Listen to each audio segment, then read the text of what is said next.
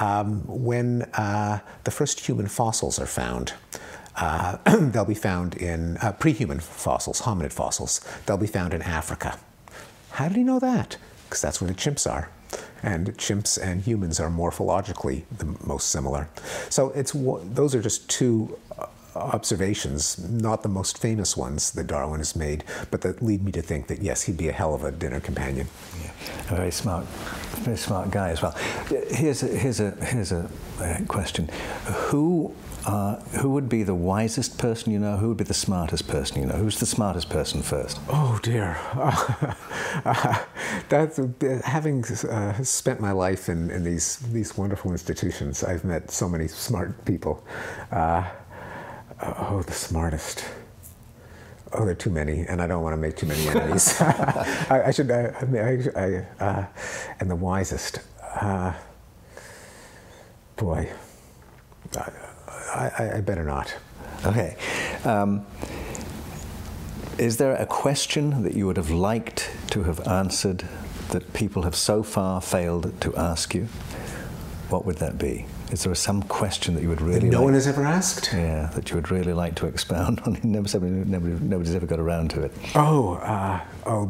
Lots. How does the brain represent a proposition, an idea that can be true or false?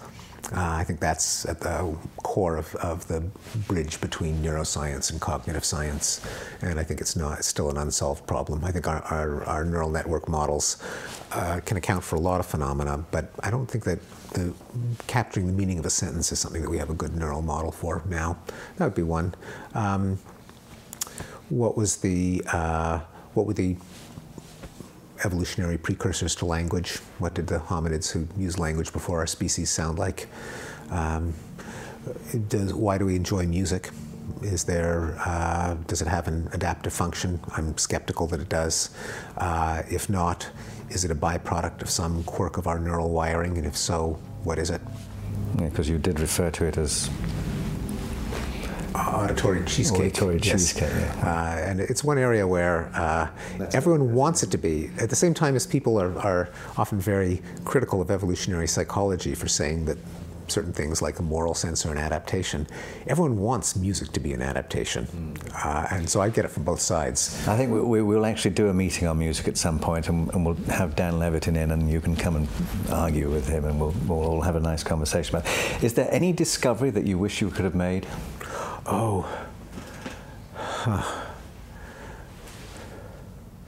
Boy, where would I begin? Just a lot. A lot. Oh yeah. To be there at the moment. Well, certainly, the discovery of the structure of DNA certainly would be up there. Hubel and Wiesel's discovery of feature-sensitive cells in the visual cortex.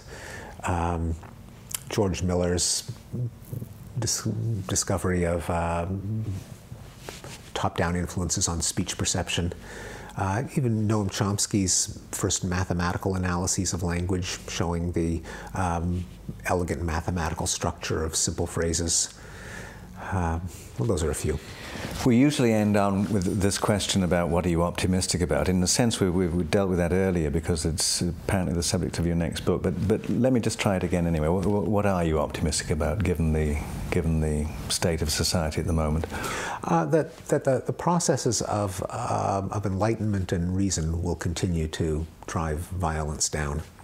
That some of the events that we've enjoyed in our lifetimes that were almost unthinkable beforehand, the fall of the Soviet Empire, the end of apartheid, the fact that the Cold War ended without the use of nuclear weapons. If you would have said any of these things, the fact that Israel and Egypt are at peace, the fact that the homicide rate has plummeted since the 1990s in the United States, if you would have made any of those predictions in 1975 or 1985, people would have said, "What are you smoking?" But they all came true. My hope is that an ability to see the future, to think about our predicament, to see our predicament as a problem that can be solved, will lead to more pleasant surprises like that. Stephen Pinker, thank you very much. Thanks for having me.